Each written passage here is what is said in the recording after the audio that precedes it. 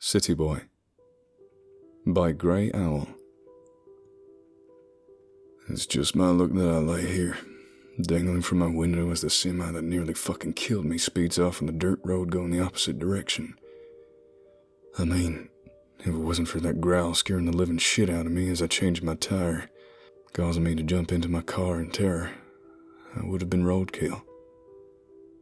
But why was a semi on a narrow dirt road anyways?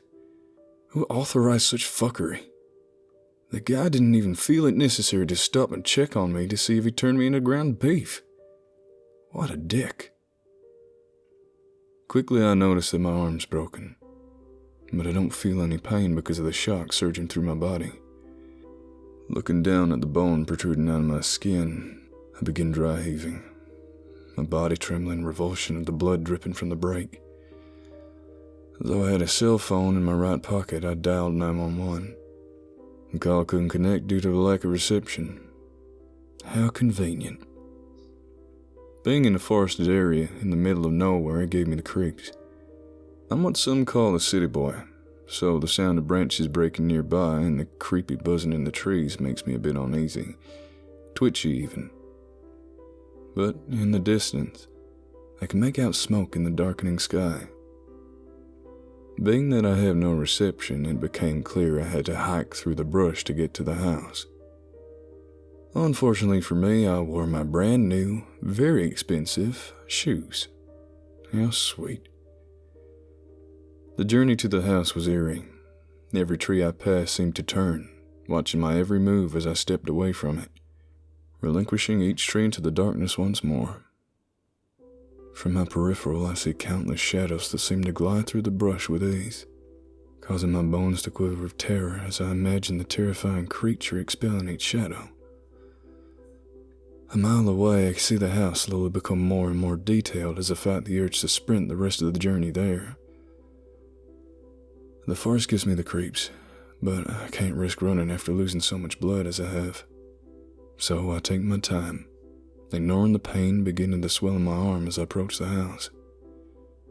Once I make it out of the forest, I realize how much more pleasant the forest is compared to the old creepy house.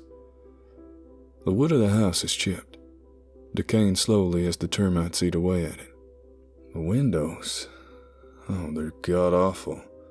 Each resembled that of the windows inhabiting smelly cheap boats, but the weirdest thing about the house is the door. It looked like something off one of those hillbilly cannibal movies. Dead centered in the middle seemed to be an old tortured face with its mouth wide open. "You looking for something?" A voice questioned me from behind. I pivot quickly, nearly twisting my ankle. "You scared the shit out of me," I say, looking at the young woman standing before me as I rest my trembling hand on my chest. "Well, you are on my property, so I expect an explanation before I go into my little old house over there and get my shotgun," she says, smiling. Quickly, I begin backing away. "Well, I see you ain't the friendly type, so I'll just go back to my car," I say, holding my tarnished arm with the other. The woman's eyes look over at my arm before she holds up her hand, stopping me in my tracks. "That arm looks pretty bad.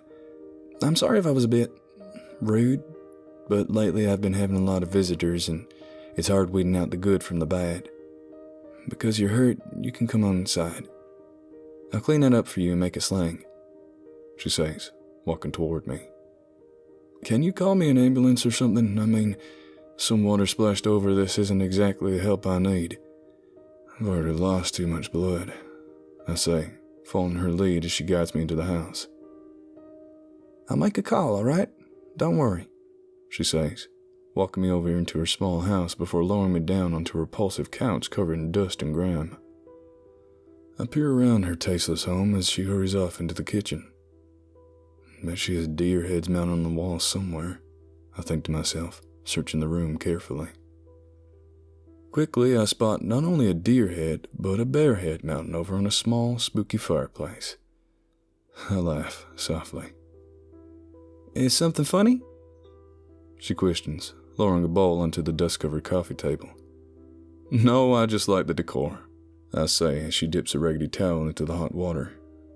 "I can tell you're a city boy, so I wouldn't expect you to know anything about country living," she says, smirking. Though she's a little rough around the edges and lives in a house not even a horror movie director could embody, I can't help but notice how attractive she is. City boys know other things, I say, mischievously. She giggles, wringing out the steam emitting from the towel without so much as a girlish squeal. I'm not interested in the thing a city boy has, especially not one that stumbles outside of my house in the dead of night, she says, beginning to clean the area around my protruding bone. I wince in pain, clenching my jaw tightly as she cleans closer to the bone. Sorry about that. I got hit by some asshole on the dirt road a few miles away from your house. Luckily, I saw smoke coming from your fireplace. Otherwise, I trailed off. The girl pauses, looking me in the eyes with her beautiful brown ones. It's fine, she says, nodding her head in a reassuring manner. I smile, guilt flowing through me as I reflect on how much of a dick to her I'd been subconsciously. Thank you for this.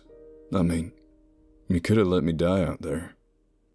She cleans the bloody towel before wringing it out once more. Death is a beautiful thing. Unfortunately, no one gets to choose when it happens, she says, staring into my eyes before dabbing the hot cloth on my open wound. Though her response was hair-raising, I shook it off because the pain began to radiate from my arm once more. I think that's clean enough, I say, flinching as she began to apply excessive pressure to the bone. You have to set your arm, all right? Just sit back, she says, grabbing my arm with both hands. Before I can object, excruciating pain travels throughout my body, causing me to release a deafening scream. Jesus fucking Christ! I yell at her as I clench my arm. I can almost feel my heart beat through it as it pulsates. Relax, Jordan.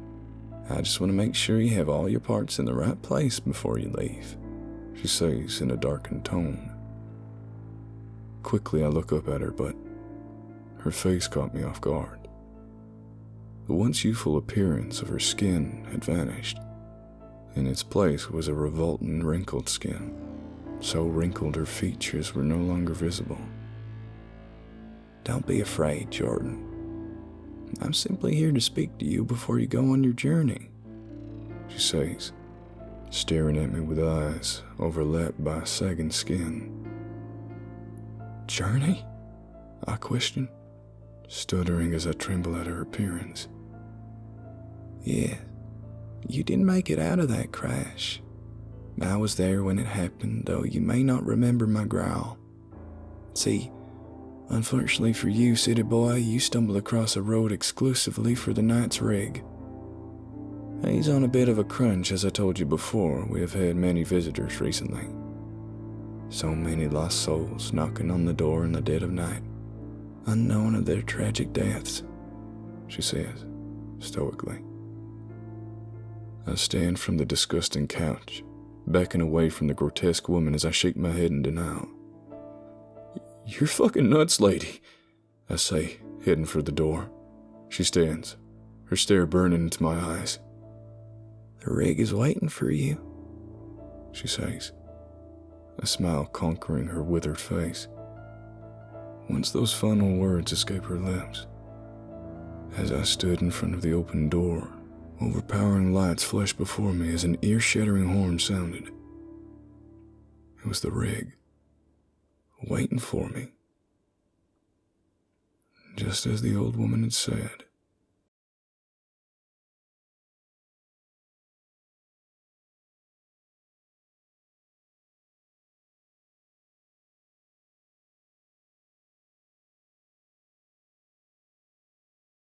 If you like this video, please consider subscribing.